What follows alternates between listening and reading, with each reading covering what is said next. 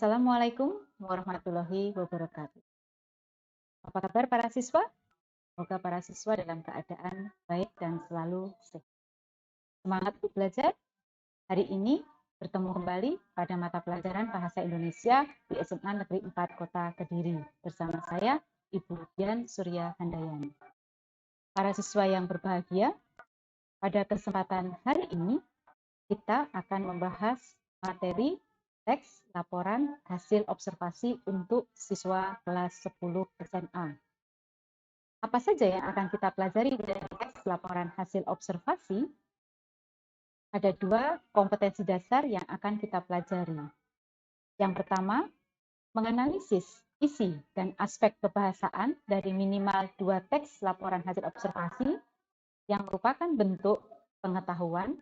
Dan yang kedua adalah mengonstruksi teks laporan dengan memperhatikan isi dan aspek kebahasaan lisan maupun tulis yang merupakan bentuk keterampilan. Tentunya kita tidak mungkin melakukan keterampilan dulu sebelum kita mengetahui pengetahuannya. Maka pada kesempatan hari ini kita akan mempelajari dulu bagian pengetahuan, yaitu menganalisis isi dan aspek kebahasaan dari minimal dua teks laporan hasil observasi. Apa yang kita ketahui tentang teks laporan hasil observasi? Bagaimana para siswa? Pernah mendengar kata teks laporan hasil observasi? Tentunya, teks laporan hasil observasi atau report berisi penjabaran umum mengenai sesuatu yang didasarkan pada hasil kegiatan observasi. Bagaimana cirinya teks laporan hasil observasi? Yang pertama, bersifat objektif, global, dan universal. Yang kedua, objek yang akan dibicarakan atau dibahas adalah objek tunggal. Yang ketiga, ditulis dengan lengkap dan sempurna. Yang keempat, ditulis berdasarkan fakta sesuai dengan pengamatan yang telah dilakukan. Kelima, informasi teks merupakan hasil penelitian terkini yang sudah terbukti kebenarannya. Keenam, tidak mengandung prasangka, dugaan, atau pemihakan yang menyimpang atau tidak tepat. Dan terakhir, saling berkaitan dengan hubungan berjenjang antara kelas dan subkelas yang terdapat di. Artinya, teks laporan hasil observasi adalah sesuatu fakta yang kita tulis menjadi sebuah laporan hasil observasi. Bagaimana struktur teks laporan hasil observasi? Tidak rumit para siswa, karena strukturnya hanya terdiri dari 4 bagian. Yang pertama adalah definisi umum, yang kedua definisi bagian, ketiga definisi manfaat atau perilaku, dan terakhir penutup atau kesimpulan. Apa yang dimaksud dengan definisi umum?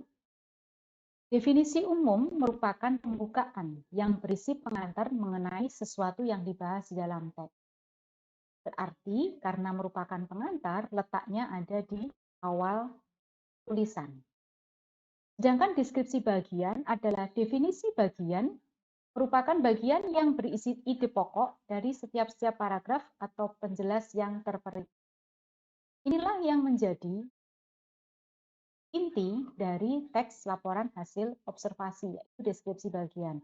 Maka pada definisi bagian ini kita harus menjelaskan dengan rinci hal-hal yang berkaitan objek yang kita tulis.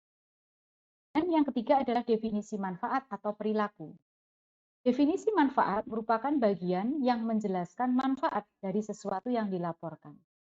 Biasanya untuk benda mati. Sementara itu, untuk mendefinisikan benda hidup, definisi yang digunakan adalah definisi. Ada kalanya di beberapa tulisan teks laporan hasil observasi, definisi manfaat atau definisi perilaku ini tidak muncul. Tetapi jika kita nanti menulis teks laporan hasil observasi, kita harus belajar menulis definisi manfaat atau perilaku. Dan yang terakhir adalah penutup. Pada bagian penutup atau simpulan, merupakan bagian akhir dari teks laporan hasil observasi. Penutup dapat berisi simpulan yang merupakan tanggapan atau interpretasi penulis tentang objek yang itulah struktur teks laporan hasil observasi. Sekarang kita masuk pada kebahasaan teks laporan hasil observasi. Ada 3 hal yang harus kita ketahui. Yang pertama, menggunakan istilah-istilah teknis. Yang kedua, kalimat definisi dan kalimat deskripsi. Yang keempat, kalimat sinteks dan kalimat kompleks. Lantas, bagaimanakah tahapan kita menganalisis isi dan kebahasaan teks laporan hasil observasi? Tentunya ada 2 hal yang harus dilakukan dalam menganalisis isi dan kebahasaan teks laporan hasil observasi, yaitu yang pertama membuat ringkasan teks hasil observasi, dan yang kedua membuat kesimpulan fungsi teks laporan hasil observasi. Itulah 2 hal yang harus dilakukan dalam menganalisis isi dan kebahasaan teks laporan hasil observasi. Saya ulangi sekali lagi, yang pertama kita membuat ringkasan, dan yang kedua kita membuat kesimpulan fungsi teks laporan hasil observasi. Selanjutnya, bagaimana agar kita bisa membuat ringkasan teks laporan hasil observasi dengan baik? Ini, sebuah ringkasan pada dasarnya merupakan rangkaian pokok-pokok pikiran. Ini harus kita ketahui. Jadi ketika kita meringkas, sebenarnya yang kita lihat itu adalah pokok-pokok pikiran, atau biasanya kita menyebutnya ide pokok atau gagasan utama, yang nantinya akan dirangkai menjadi satu bagian yang tetap, kemudian memperhatikan urutan isi bagian itu satu demi satu. Sehingga kalau nanti jadi, maka susunannya menjadi baik. Dan harus diingat, sudut pandang atau pendapat pengarang tetap diperhatikan dan dipertahankan. Itulah yang namanya ringkasan. Jadi sebenarnya meringkas itu kita fokus pada ide pokok tiap-tiap paragraf. Jika paragrafnya berjumlah 10, maka masing-masing dicari mulai paragraf 1, paragraf 2 sampai dengan paragraf 10. Itu ya. Nah, untuk menyusun sebuah ringkasan, hal pertama yang harus kita lakukan adalah membaca pemahaman isi teks, kemudian menemukan pokok-pokok isi informasi di dalamnya.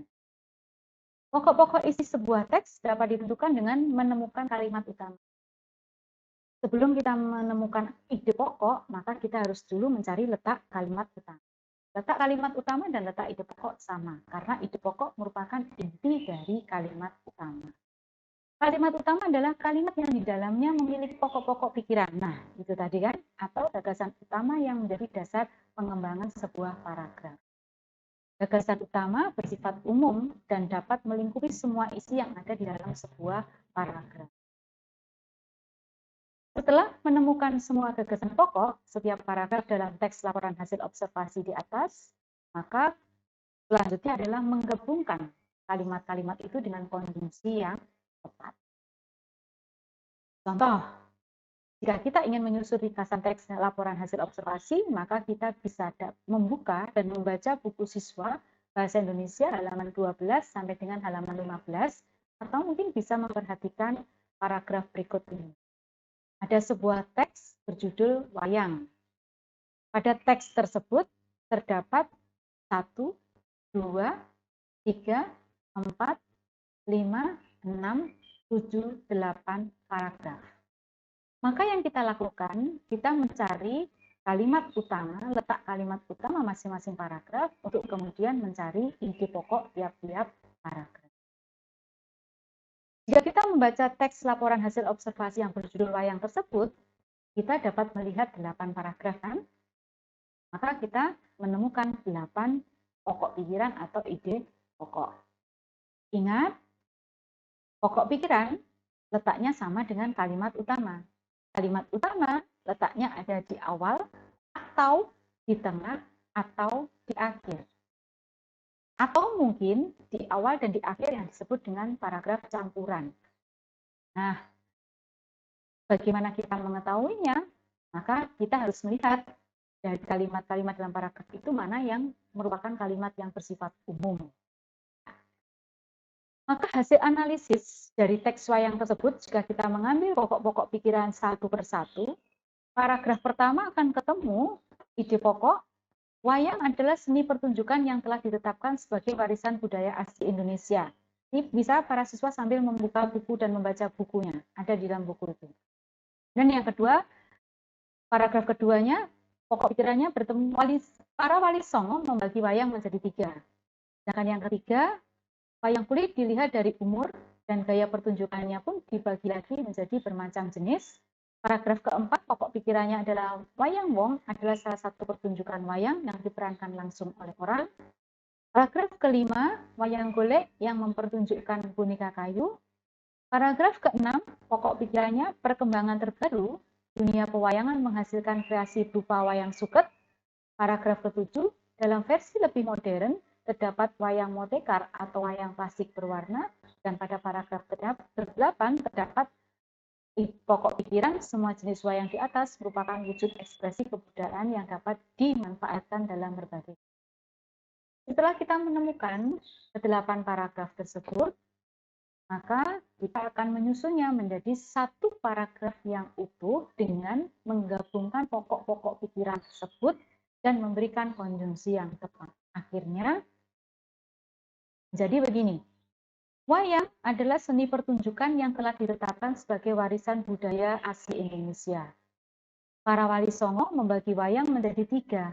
Pertama, wayang kulit yang dilihat dari umur dan gaya pertunjukannya pun dibagi lagi menjadi beberapa jenis. Kedua, wayang wong yang merupakan salah satu pertunjukan wayang yang diperankan langsung oleh orang. Bagian wayang yang ketiga adalah wayang golek yang mempertunjukkan boneka kayu. Di samping ketiganya, perkembangan terbaru dunia pewayangan menghasilkan kreasi berupa wayang suket. Dalam versi lebih modern, terdapat wayang motekar atau wayang plastik berwarna.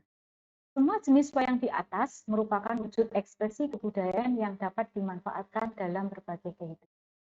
Perhatikan kata pertama, kedua, pembagian wayang yang ketiga, di samping ketiga wayang tersebut, dalam versi lebih modern, kemudian di atas, itu merupakan konjungsi-konjungsi yang digunakan untuk merangkai pokok-pokok pikiran dari paragraf 1 sampai paragraf ke-8 menjadi sebuah ringkas. Nah, bagaimana para siswa? Penjelasan ini bisa diterima? Tentunya, agar materi di atas dapat kita pelajari lebih mendalam, kita dapat melatih diri kita sendiri untuk menganalisis isi teks laporan hasil observasi dengan cara mengerjakan tugas yang ada di dalam buku siswa Bahasa Indonesia kelas 10